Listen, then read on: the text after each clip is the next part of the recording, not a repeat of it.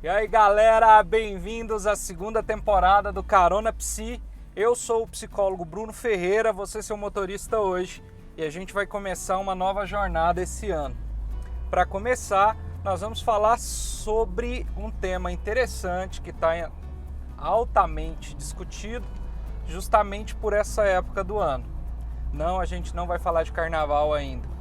A gente vai falar, pessoal, de Big Brother e inteligência. Como assim? Todo ano, há quase 20 anos, a gente passa pela mesma situação. O pessoal começa a criticar quem assiste Big Brother, a chamar essas pessoas de burras e falar que assistir Big Brother é sinônimo de burrice, quem é inteligente não assiste Big Brother e nada do tipo. Para começar, não estou sendo pago pela Globo, até queria, né? Globo me paga, mas a gente precisa fazer algumas reflexões sobre algumas coisas sobre isso, até para que a gente não caia num senso comum de ficar falando e reproduzindo asneira por aí como se elas fossem verdade. E aí, para a gente entender inteligência, né, que é o que alguns falam aí sobre isso, né, com relação ao programa da Globo, a gente precisa voltar um pouco no tempo, milhões, bilhões de anos aí, e entender que o nosso cérebro começou a se desenvolver quando a gente ainda era um verme microscópico, algumas célulazinhas que identificavam luz começaram a se juntar e aí foi surgindo o cérebro como um grande gambiarra, uma grande gambiarra, um grande puxadinho e foi criando novas conexões, novos neurônios e assim por diante. Hoje nós temos mais ou menos 100 bilhões de neurônios, né, fazendo conexões e sendo o que a gente chama de inteligência, né, fazendo o nosso cérebro funcionar. E aí a gente precisa voltar um pouco ainda também, mais recente, claro, no início do século XX, para falar sobre a medida da inteligência, né? Então, até então, a gente tem a inteligência, né? Essas habilidades, essas capacidades de fazer algumas coisas, e a educação se formando, se estabelecendo. E na França a gente tem uma situação, né? As crianças vindas do interior apresentariam mais dificuldades em algumas aulas, em algumas matérias, e o governo solicita então para o psicólogo, né, o Alfred Binet, que desenvolva um teste que não leve em conta conhecimentos adquiridos, mas sim as habilidades e capacidades de raciocínio dessa criança. Então, daria para medir tanto uma criança que teve ou está tendo educação formal, quanto uma criança que veio da zona rural e que nunca passou por um banco de escola. Aí a gente começa a ter as medidas, a ter um processo de mensuração da inteligência. Esse teste foi útil, né, para poder ajudar a escola a se planejar e inclusive identificar quais eram as dificuldades e onde as crianças teriam mais dificuldades, e a gente foi evoluindo através disso, né? Então a gente depois vem com um alemão nessa mesma época, o Wilhelm Stern, que cria o que a gente conhece até hoje como o Intelligence Quotient, né? Que seria o quociente de inteligência, o famoso teste de QI. Então ele mede um monte de habilidades, né, capacidades de raciocínio, matemático, lógico e tudo mais, para mensurar justamente essa inteligência do sujeito, levando em conta, inclusive, ter uma educação formal ou não. Então é possível que uma pessoa analfabeta tenha aí um QI mais alto do que a maioria dos eleitores de um certo presidente, apesar de não ter estudado, né?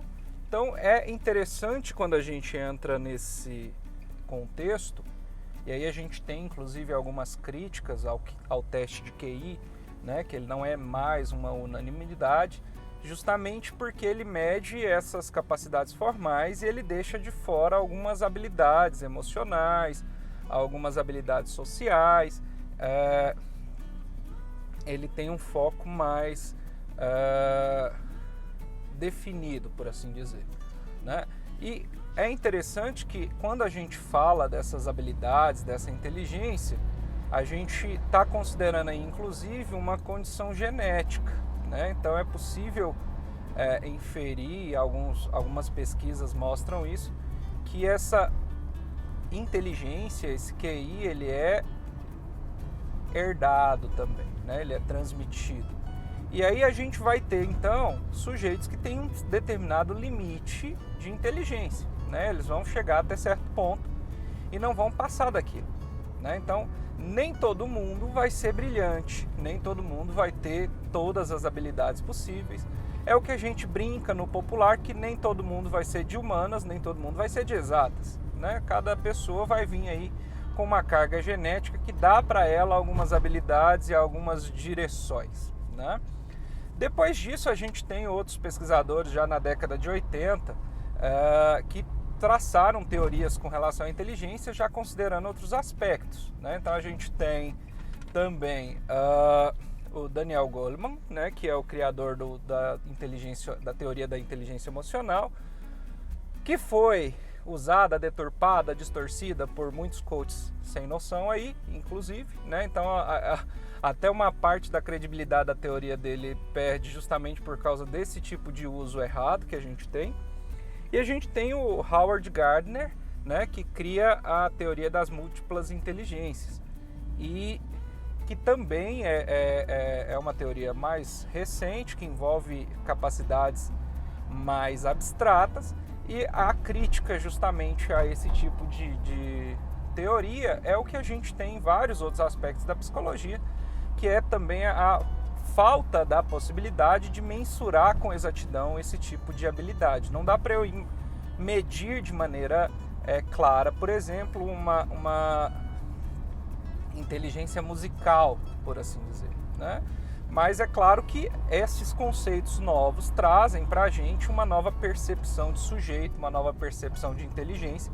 E isso é muito útil para que a gente entre no tema do programa. Por que eu falei disso tudo?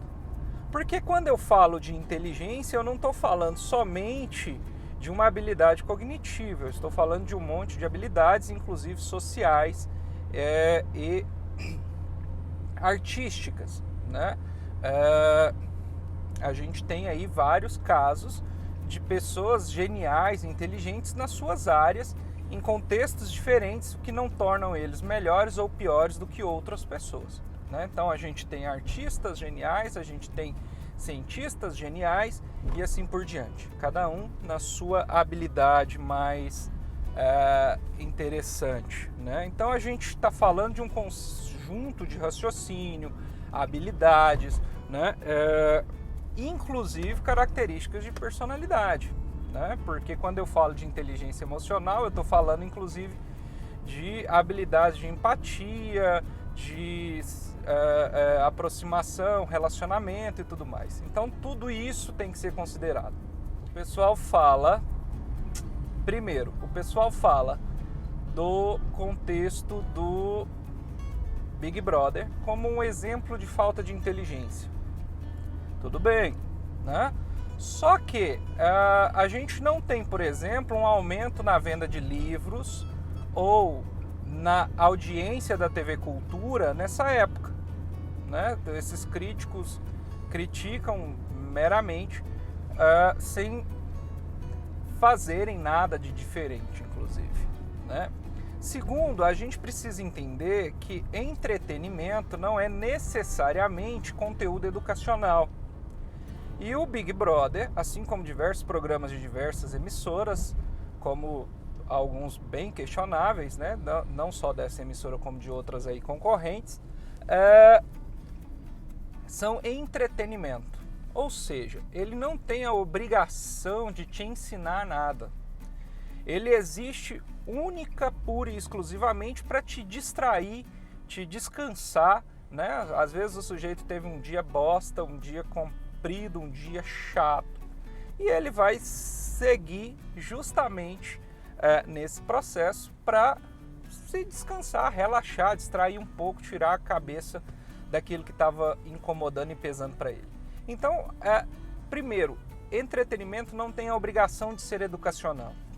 Canais abertos não têm essa obrigação também. Eles têm a obrigação de transmitir notícias, por exemplo, mas eles não têm a obrigação de serem educacionais. Canais educacionais no Brasil, historicamente, têm audiência muito baixa, né? Porque o brasileiro ele não tem esse interesse. Inclusive, nós somos um país com a leitura baixíssima, justamente porque ninguém se interessa por leitura. Quando alguém vem com esse discurso idiota de que quem assiste Big Brother é burro ou é menos inteligente, a primeira pergunta que eu faço é: qual livro você está lendo agora? Na maioria das vezes, nenhum. Né? E isso também não quer dizer nada. Só porque você está lendo um livro não quer dizer que você seja inteligente. É preciso que a gente entenda isso, inclusive. Né? Então, assim como alguns livros de ficção também são entretenimento, o programa da Globo é um entretenimento e quem assiste não é menos inteligente por isso. Né?